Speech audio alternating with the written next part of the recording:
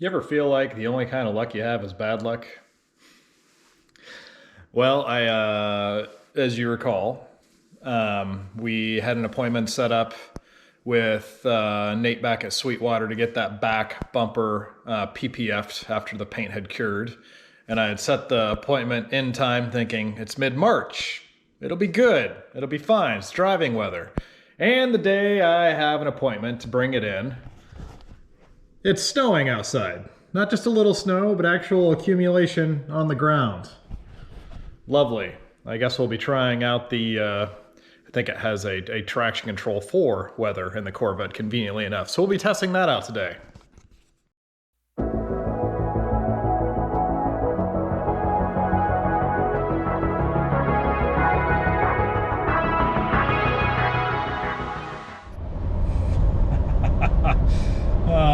On my way to Sweet Car. All right, so the good news is, if there is any good news, is that this is not like freezing cold outside. It's just enough cold that there is snow coming down, but the roads are not super like slippery and icy. You can see it's mostly wet than anything. It just makes more for a mess. But it's kind of funny, and obviously I'm going to take some extra care here as I video record while I drive. And this is all new to me too, right? I'm not a Corvette guy. I followed it a little bit. I know about Corvettes. I followed the culture.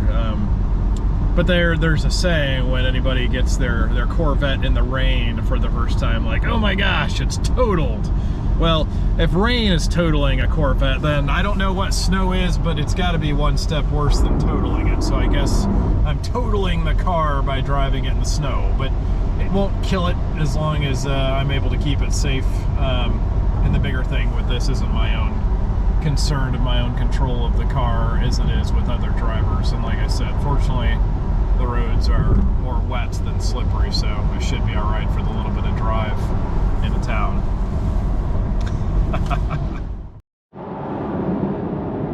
So one more thing, it's been nice-ish so far here in Indiana, but Indiana weather, especially this time of year, you never really know what it's going to do day to day sometimes, even in the springtime, especially when it's kind of figuring itself out between winter and spring.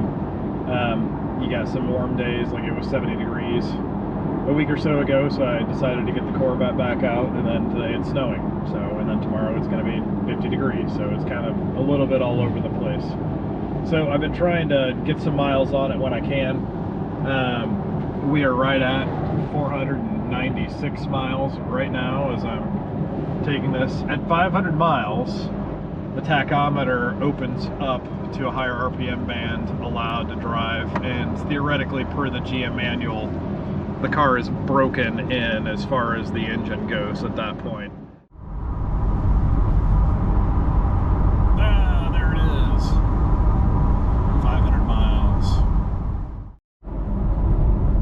And I don't know if you guys saw that, but didn't seem to happen right at 500 miles, but just over. That tachometer just opened up and new red lines.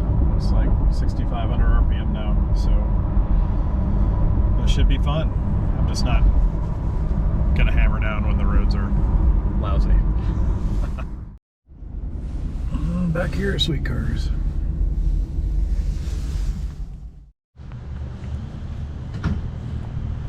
All right, leaving it back in the hands of the pros. Finish up the PPF on the back bumper, and then also when I bought the car, I had the windows tinted. However, the guy that the dealership had, I don't know, he didn't do a great job. You can see there's some flaws in the tint, and then he left a nice scratch right there as well. So I've tried to work with them to get it fixed. The guy's just not good. It's hard to find good people that do work. I have full faith in all the guys at the dealership that I worked with to buy the car, and I know Nate personally, and Sweet Cars is amazing. So I know they're going to do good work for me on the PPF, and they're also going to remove this tint in the front windshield and then replace it with a much better film and someone who knows what they're doing. So that's what it's getting while it's here. And all done. Got the back bumper PPF'd and now it's all good to take home.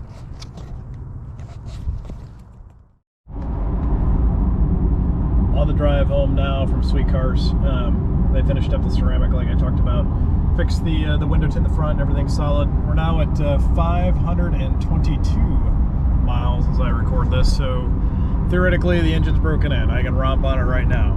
However, just because I'm anal retentive and doing research, they say it's usually wise do an oil change first before you go romp on it. And even then, still got that 1,500 miles before I do the launch in it. So I've got some new brake pads to put on the car.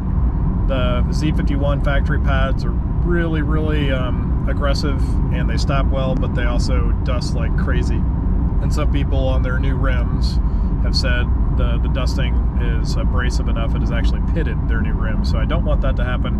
I bought some Carbotech ceramics that are supposed to be really, really good and should last a long time. And while the rotors are still relatively brand new, I'm going to put the new pads on, do an oil change, and then it should be able to go have some fun in.